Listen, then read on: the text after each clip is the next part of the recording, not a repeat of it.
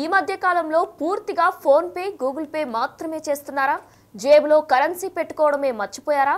అయితే ఏప్రిల్ 1 నుండి కొంత కరెన్సీని కూడా జేబులో పెట్టుకోండి. ఎందుకంటే ఏప్రిల్ 1 నుండి యూపీఐ సేవలకు కొంత అంతరాయం కలగనుంది. National payment corporation of India కొత్త నియమాలను అమల్లోకి తెస్తుంది. మీరు నేనంతా కరెక్ట్గానే చేస్తున్నాను, నాకెందుకు బంద్ అవుతుంది అనుకోకండి.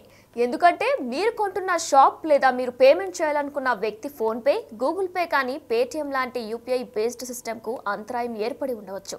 అందుకే మీ సొమ్ము కొంత కరెన్సీ రూపంలో ఉంచుకుంటే ఏ చికాకులు ఎదురుకావు.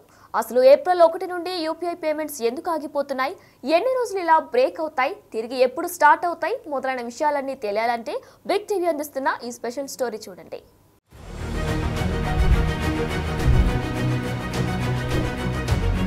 ఈ మధ్య కాలంలో యూపీఐ డిజిటల్ పేమెంట్స్ రోజురోజుకు పెరుగుతున్నాయి. వినియోగదారుల భద్రతకు సంబంధించి ఎన్పీసీఐ ఎప్పటికప్పుడు కొత్త నియమాలను అందుబాటులోకి తీసుకొస్తున్నది. ఈ కొత్త నియమాలు ఏప్రిల్ 1వ తేదీ నుంచి అమల్లోకి రానున్నాయి.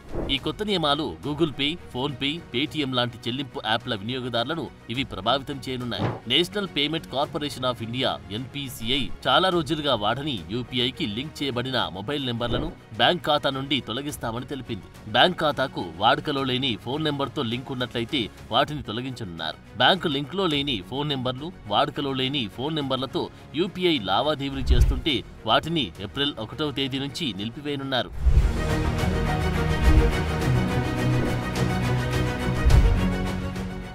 కొంతకాలంగా సైబర్ నేరాల సంఖ్య వేగంగా పెరుగుతున్నది. ఈ నేరాలను దృష్టిలో ఉంచుకొని ఎన్పీసీఐ ఈ కొత్త నియమ నిబంధనలు అమలు చేయాలని నిర్ణయించింది. నిలిచిపోయిన ఫోన్ నెంబర్ల ద్వారా యూపీఐ బ్యాంకింగ్ సేవలతో సాంకేతిక లోపాలకు కారణాలవుతున్నట్లు ఎన్పీసీఐ గుర్తించింది. నిలిచిపోయిన ఫోన్ నెంబర్ల ద్వారా మోసాలు జరిగే ప్రమాదముంది. కొంతమంది కొత్త మొబైల్ నెంబర్ వాడుతున్నప్పటికీ బ్యాంక్ ఖాతాకు పాత నెంబర్తోనే లింక్ చేయబడి ఉంది. ఈ రకమైన వినియోగదారులపై ఈ నిర్ణయం ప్రభావం చూపబోతుంది. దాంతోపాటు యాక్టివ్గా లేని మొబైల్ నెంబర్లతో యూపీఐ వినియోగిస్తున్న వినియోగదారులు కూడా సమస్య ఎదుర్కొంటారు. అయితే మీ బ్యాంక్ ఖాతా నెంబర్ ఇకపై యాక్టివ్గా లేని నెంబర్కు లింక్ చేయబడి ఉంటే మీ నెంబర్ను బ్యాంక్ ఖాతాలు అప్డేట్ చేయించుకోండి. లేదంటే ఏప్రిల్ 1వ తేదీ నుంచి మీ యూపీఐ సేవలు నిలిచిపోతాయి.